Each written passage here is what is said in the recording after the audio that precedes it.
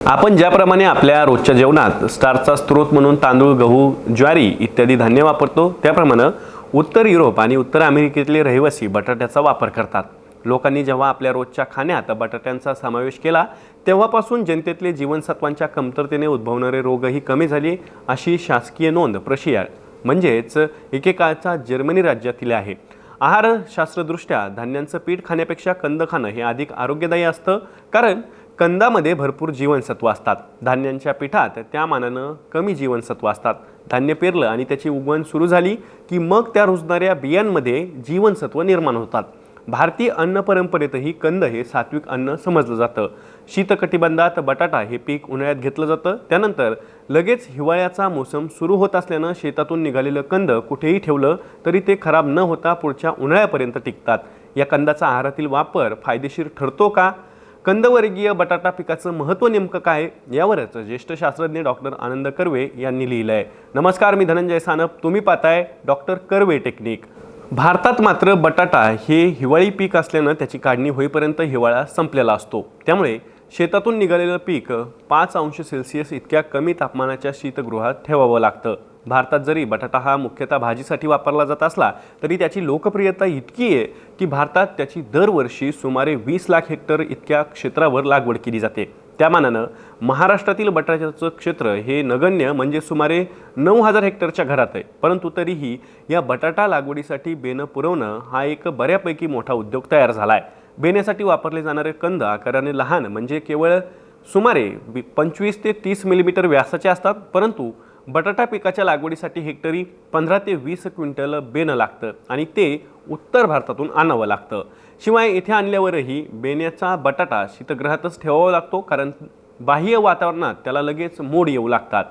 1984 ते 1988 अशी 4 वर्षे एका बहुराष्ट्रीय बीज उत्पादन कंपनीत आनंद कर्वे नोकरी करत होते. त्या कंपनीकडे ऊती संवर्धनाची एक सुसज्ज प्रयोगशाळा होती. ऊती संवर्धनावर काम करणारे कुशल तंत्रज्ञही त्यांच्याकडे होते. या तंत्रज्ञांनी ऊती संवर्धनाद्वारे बटाट्याचं अत्यंत लहान म्हणजेच केवळ सुमारे 5 मिलीमीटर व्यासाचं सूक्ष्मकंद निर्माण केलं होतं. त्यांनी या कंदापासून बटाट्याची रोपं निर्माण करून दाखवली होती. बेणं म्हणून हे सूक्ष्मकंद वापरल्यास हेक्टरी 15 ते 20 क्विंटलऐवजी केवळ 20 ते 25 किलोग्रॅम बेणं पुरेसं होईल आणि हे बेणं शेतकऱ्यांना विकून कंपनीला प्रचंड फायदा होईल, असा त्या कंपनीच्या संचालकांना विश्वास वाटत होता. शेतकऱ्यांच्या शेतावर सूक्ष्मकंदाच्या चाचण्या घेण्याचं काम आनंद कर्वे यांच्यावर सोपवण्यात आलं होतं. सूक्ष्मकंद रुजल्यावर त्यातून निघणारी रोपं अत्यंत लहान आकाराची होती. त्यामुळं सूक्ष्मकंद जमिनीत लावल्यानंतर त्यांची खूपच काळजी घ्यावी लागणार होती. आणि दुसरी गोष्ट म्हणजे या सूक्ष्मकंदापासून निर्माण झालेली रोपं आकारानं मोठी होईपर्यंत जो काळ जाणार होता, त्यामुळं पिकाचा कालावधी वाढणार होता. पण हे शेतकऱ्यांना मान्य नव्हतं. त्यावर एक उपाय होता. टोमॅटो, मिरची किंवा कांद्यामध्ये ज्याप्रमाणे अगोदर रोपं तयार करून मग ती शेतात लावली जातात, तसंच एक नवे कृषी तंत्र सूक्ष्मकंदांसाठी विकसित करावं लागलं असतं. पण हे प्रत्यक्षात येऊ शकलं नाही, कारण त्यासाठी लागणारा वेळ द्यायला कंपनीचे संचालक तयार नव्हते. कदाचित सूक्ष्मकंद निर्माण करण्याचा खर्च आणि त्याचा विक्रीचा आणि किमतीचा यांचा मेळ बसला नसेल. नक्की कारण काय होतं ते आनंद कर्वे यांनाही समजलं नाही, असं कर्वे म्हणतात. पण हा संभाव्यता अत्यंत किफायतशीर असा नवा शोध कंपनीने पुढे विकसित न करता वाया घालवला, असं आनंद कर्वे यांचं मत आहे. पुढे काही वर्षांनी भारत सरकारच्या सेंट्रल पोटॅटो रिसर्च इन्स्टिट्यूटने बटाट्याच्या खऱ्या बीजावर काम सुरू केलं.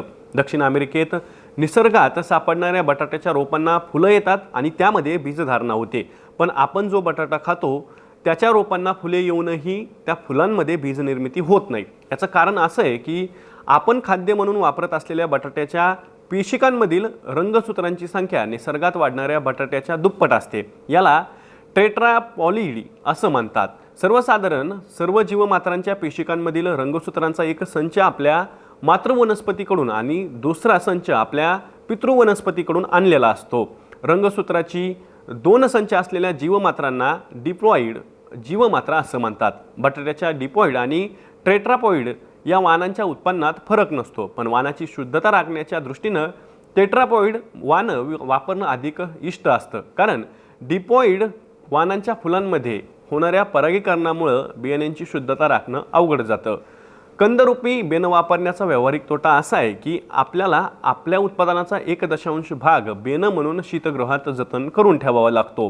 सरकारला ईशान्य भारतात बटाट्याची लागवड सुरू करायची होती, पण त्यात व्यावहारिक अडचणी होत्या. कारण कंदरूपी बियाणं वापरण्यासाठी लागणारी शीतगृह ईशान्य भारतात नव्हती आणि उत्तर प्रदेशातून ट्रकनं कंद आणण्याचा खर्च आणि त्याचा व्यापही फार मोठा झाला असता.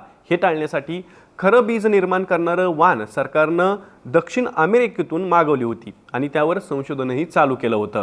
त्या संशोधनातून पुढं काय निष्पन्न झालं हे आनंद कर्वे यांना समजलं नाही. वास्तविक ही योजना अयशस्वी होण्याचं कोणतंच कारण नव्हतं. बटाट्यावरती आनंद कर्वे यांनी अजून एक काम केलं होतं. ते होतं बटाट्याच्या रोपावर टोमॅटोची कलम करण्याचं. त्याला काही जण पोमॅटो असंही म्हणतात. यासाठी आनंद कर्वे यांनी बीजापासून निर्माण केलेली डिपॉइड रोपं वापरली होती. अशी कलमं यशस्वी होतात. वातावरणाचं तापमान 20°C खाली गेल्यावरच बटाट्याला कंद लागतात. त्यामुळे ही कलमं पावसाळ्याच्या सुरुवातीला शेतात लावून जानेवारीपर्यंत टोमॅटोचं पीक घ्यायचं आणि जानेवारी महिन्यात पीक उपटून बटाट्याच्या कंदाचं उत्पादन घ्यायचं. असं दुहेरी उत्पादन या एकाच पिकापासून मिळतं. डॉक्टर कर्वे यांनी कलमं कुंडीत लावून बघितली. त्यावरून ही कल्पना यशस्वी होते असं त्यांनी दाखवून दिलं होतं. परंतु प्रत्यक्ष शेती जमिनीत हे पीक कसं वाढतं हे मात्र त्यांनी पाहिलं नाही. टोमॅटो हे नाजूक पीक आहे आणि त्यावर पावसाळ्यात बुरशीजन्य रोग येतात. टोमॅटोवर बुरशीजन्य रोग येऊ नयेत यासाठी कोकणात रोप लावताना जमिनीत कोळंबीच्या कवचाची पूड घातली जाते. या प्रथेचा चांगला उपयोग होतो हे त्यांनी प्रत्यक्ष प्रयोगांती अनुभवलंय. वांगे आणि मिरची या वनस्पतीही बटाट्याच्या कुळातल्याच आहेत. त्यामुळं बटाट्यावर वांग्याचं किंवा मिरचीचं कलम करून पाहावं. कदाचित त्यांची कलमं ही यशस्वी होतील.